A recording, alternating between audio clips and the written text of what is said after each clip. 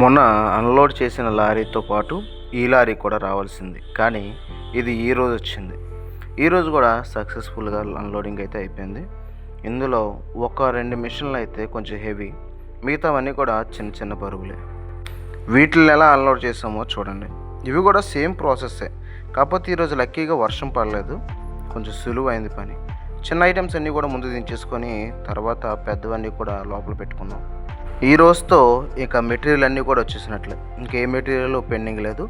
ఇక వీటిని ఇన్స్టాలేషన్ చేయడానికి టీం వస్తుందంట ముంబై నుండి. ముంబై నుంచి టీం వస్తే మిగతావన్నీ కూడా ఇన్స్టాలేషన్ చేసేస్తే ఇంకా ప్లాంట్ అన్నది రన్నింగ్లోకి వచ్చేస్తుంది. నాకు తెలిసి ఈ నెల వచ్చే నెలలో ఒక 10-11వ తారీఖు కల్లా ప్లాంట్ ఓపెనింగ్ అయిపోవచ్చు. ఎందుకంటే ఇన్స్టాలేషన్ రావడమే లేటు, వాళ్ళకు 3 డేస్ పడుతుందట రావడానికి. వాళ్ళు 3 రోజుల్లో వచ్చేస్తే ఖచ్చితంగా ఇన్స్టాలేషన్ అనేది త్వరగానే అయిపోతుంది.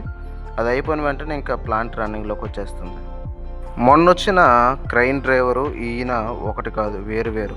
అందుకని ఈయన ఫస్ట్ దింపినప్పుడే కొంచెం ఇబ్బంది పడ్డాడనమాట.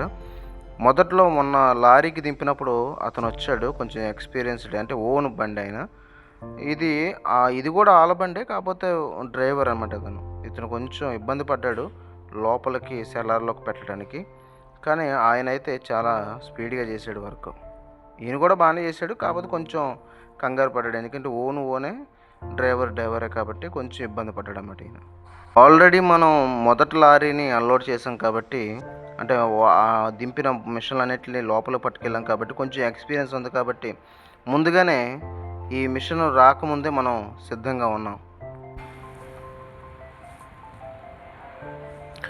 ఆ పైన అయితే కొంచెం తగిలింది, తర్వాత కిందకి దింపించి మళ్ళీ లోపలికి అన్నది మనం తోసి పట్టుకున్నాం అనమాట.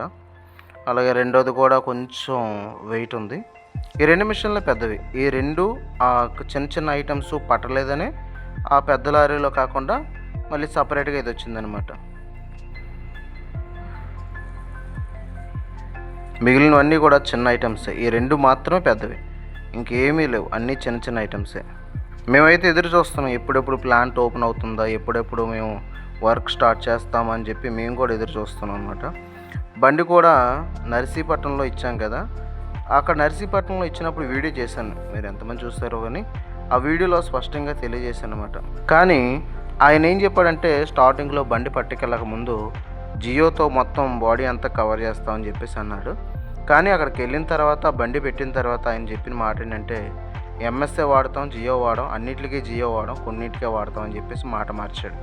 ఇంకా అది నచ్చక అక్కడ నర్సీపట్నంలో తెలిసిన వ్యక్తి ద్వారా అక్కడికి వెళ్ళాం కదా, ఆయన ద్వారానే మేము ఆ బండి తీసుకొని వెళ్ళి మళ్ళీ ఎలమంచిలో ఇవ్వడం జరిగింది.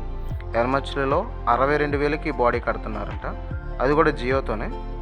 ఆయన వర్క్ కూడా బాగుంది, ఎలమంచిలో చెప్పిన ఆయన వర్క్ కూడా బాగుంది. డెమో ఫోటోలు పంపించాడు, చాలా నీట్గా చేశాడు. ఒకసారి చూడాలి, అది చూస్తే మరి అది ఎలా చేశాడు అన్నది మీకు చూసి చెప్తాను. అన్నీ మోసాలు జరుగుతున్నాయి మొత్తం అన్నీ కూడా, అంటే ఎంత దొరికితే అంత దోచుకుందామని చూసేవాళ్ళే, కానీ కొంచెం మనుషులకు ఉపయోగపడేలా చేద్దాం, తక్కువలో చేద్దాం అని ఎవరికీ ఆలోచన లేవు.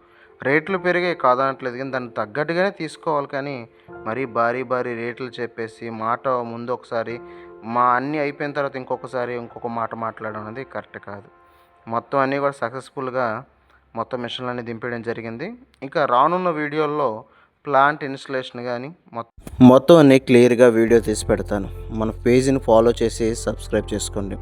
మీకు ప్రతి వీడియోను క్లియర్గా చూపిస్తాను, ఎక్కడికి వెళ్ళాను, ఏం చేశాను, ఎలా దింపామన్నది.